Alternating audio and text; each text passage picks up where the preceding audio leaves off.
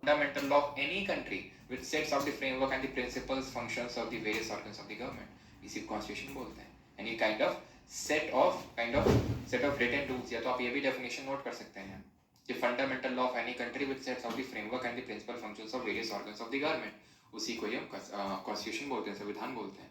ठीक है. Who among the following is called as the father of constitution? ये देख सकते हैं कब क्वेश्चन है आपका 2023. ये कब आया? Selection post 2024. Father of Indian constitution किसको बोलते हैं? तो किसको बोलते हैं? अंबेडकर जी को. Modern man, modern Manu, chief architect, father Ambedkar ji. ये क्वेश्चन आया CGL 2024 11 अगस्त, यानी अभी कुछ महीने पहले का सवाल है. कॉन्स्टिट्यूशन डे कब मनाते हैं? तो जिस दिन हमने अपने संविधान को क्या किया, एडॉप्ट किया था, उसी दिन हमने अपने जो है कॉन्स्टिट्यूशन डे मनाते हैं, संविधान दिवस मनाते हैं 26 नवंबर को. 5th. Who of the following was elected as the president of the Constituent Assembly? संविधान सभा का प्रेसिडेंट किसे अपॉइंट किया गया?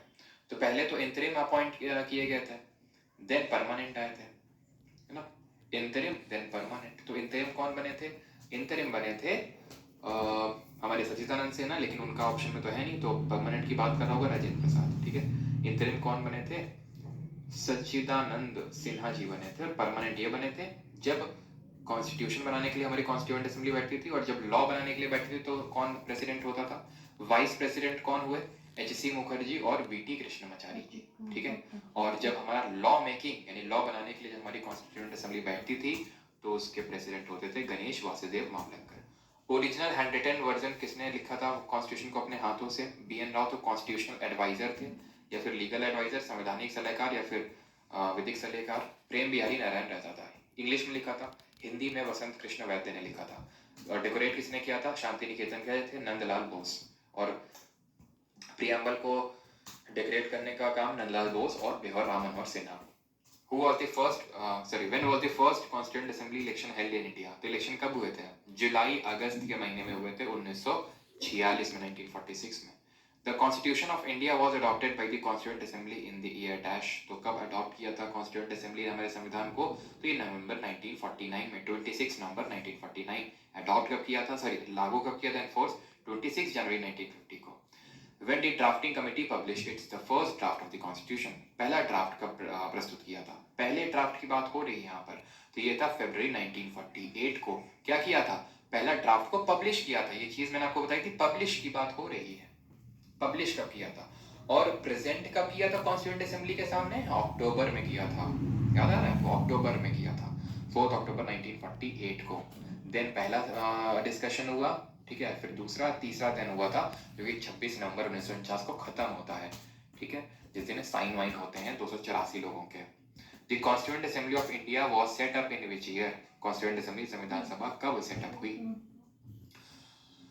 और कुछ लोगों को ये डाउट तो नहीं आ रहा सर, पहली जब मीटिंग हुई थी कॉन्स्टिट्यूएंट असेंबली की तो 211 लोग थे, साइन फाइनली के लोग कर रहे हैं 284. ऐसा कैसे हो गया? क्योंकि शुरू में प्रिंसली स्टेट वाले नॉमिनेट करके नहीं भेजे थे अपने हाथ से. धीरे धीरे of India was setup in which year? किस साल कॉन्स्टिट्यूएंट असेंबली सेटअप हुई थी?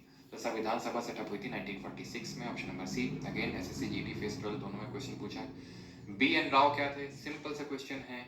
ठीक है. कोर में थे ड्राफ्टिंग कमेटी के, और ये जेई में क्वेश्चन पूछा गया है, कॉन्स्टिट्यूशनल एडवाइजर थे. चलो 4 क्वेश्चन और करो फिर आपका होमवर्क होगा. ठीक है. हिंदी में स्टैटिक जीके बुक आएगा. Personalities was the chief draftsman. Chief draftsman कौन थे? मुंशी जी किस कमेटी के हेड थे? Business order of business committee. Vasant Krishna Vaidya कौन थे? हिंदी में कैलीग्राफी करी थी. Option number C. SN Mukherjee. और ये कौन थे? HVR अयंगर. ध्यान रखना ये सेक्रेटरी थे. सेक्रेटरी करवा दूंगा इस चीज को. The cabinet mission plan to India आया था 1946 में. 3 लोग थे, अलेक्जेंडर, स्टैफोर्ड क्रिप्स और पैट्रिक लॉरेंस. पैट्रिक लॉरेंस क्या थे? चेयरमैन थे. Who among the following was not a minister of cabinet mission plan? कौन नहीं था? अगेन वैगल नहीं थे. वैगल प्लान अलग से आया था 1945 में. इसको डिस्कस करने के लिए शिमला में कॉन्फ्रेंस बुलाई गई थी.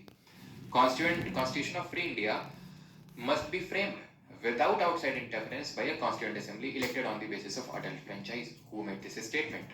एक मतलब एक adult franchise के बेसिस पे होना चाहिए. और ये सब हमने देखा था स्टेटमेंट जवाहरलाल नेहरू. MN रॉय के बारे में ये पढ़ा था 1934 में. सबसे पहले डिमांड रखी थी कॉन्स्टिट्यूंट असेंबली की.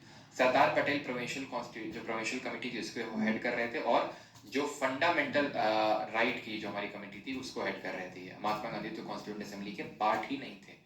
Who among the following personalities was appointed as the legal advisor? Again, repeated question है, B.N. Rao. Not a political philosophy of the Indian Constitution. इस HSL 2023 से पूछा गया. इनमें से कौन सी political philosophy नहीं है? Sensitive for the historical disadvantaged group? Yes, it was.